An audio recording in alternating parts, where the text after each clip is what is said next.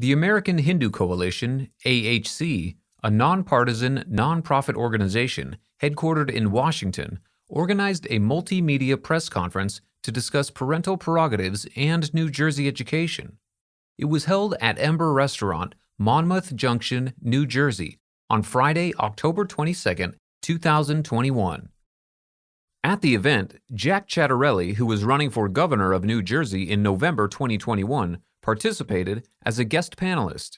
Members of the panel included Hiren Gandhi, American Hindu Coalition, New Jersey, Sadiqa Bokhari, Puneet Kaur, Rosy Thakkar, Niki Awoleye, and Mariam Gandour.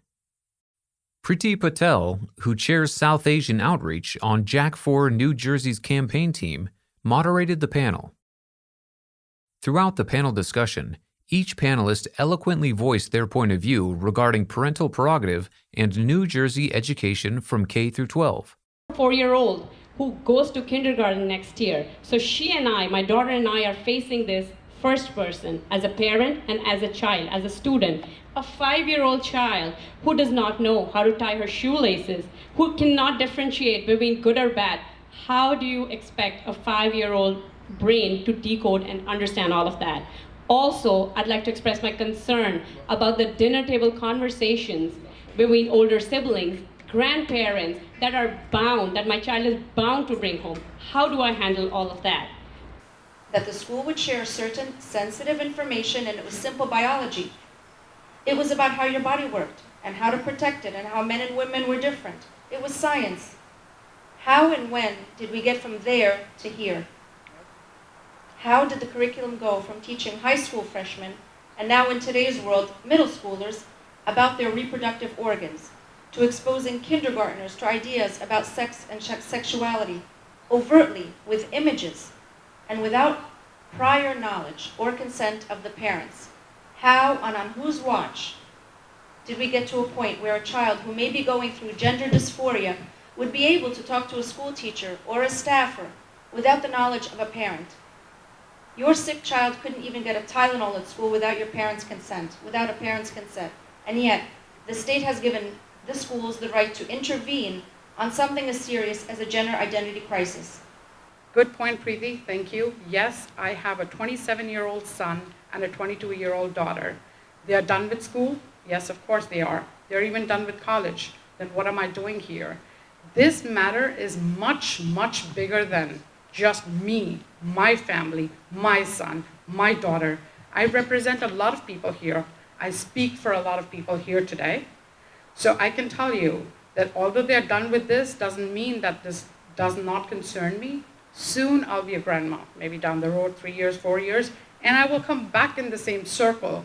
So anything that we decide today is going to affect my grandkids day after tomorrow. You see, value systems are very unique. They're very beautiful ideas. So if you incorporate them in the right way, everybody's already included. Mm-hmm. And they're beautiful. You don't have to change anything about that.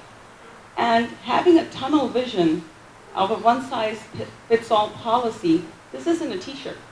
These are kids we're talking about. So you cannot do that to the future New Jerseyans, our children, and you cannot put parents through that type of feeling of powerlessness with the system flowing in a direction that they cannot control.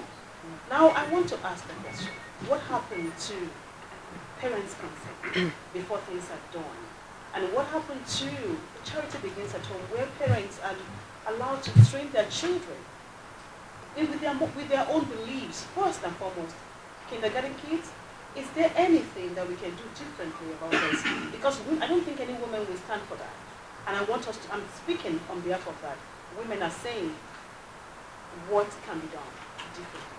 Thank you. This kind of change, at the time that it was proposed, should have had a very, very extensive, comprehensive public discussion with work groups all around the state as to what changes, if any, should have been made to our public school curriculum specific to the topics we're talking about today.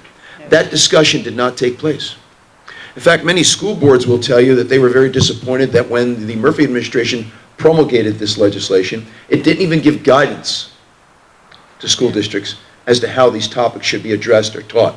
And if you talk to teachers, they will express their own disappointment and for some displeasure in having to address this topic in the classroom. This isn't what they went to college to teach. So parental consent kind of went out the window with public discussion. And it's been forced upon us, which makes the whole thing all the more insulting.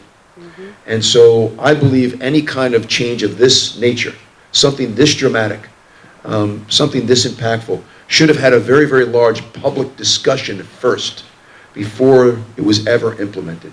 But again, in a state as diverse as New Jersey, every ethnic group has to have participation in that public discussion. And that didn't take place. You can watch all the details of the discussion on all our social media platforms and on our affiliated TV stations. Is your issue. We're probably not your state. Tone deaf and out of touch. Phil Murphy just doesn't get it. I'm Jack Ciattarelli. It's not just taxes where he's failed us. Phil Murphy ignored the warnings and sent COVID patients into nursing homes. 8,000 seniors and veterans died. He tried to ban cops from notifying parents when kids are caught with drugs or alcohol. Who does that? Had enough? New Jersey, it doesn't have to be this way. We can do better. And when I'm governor, we will.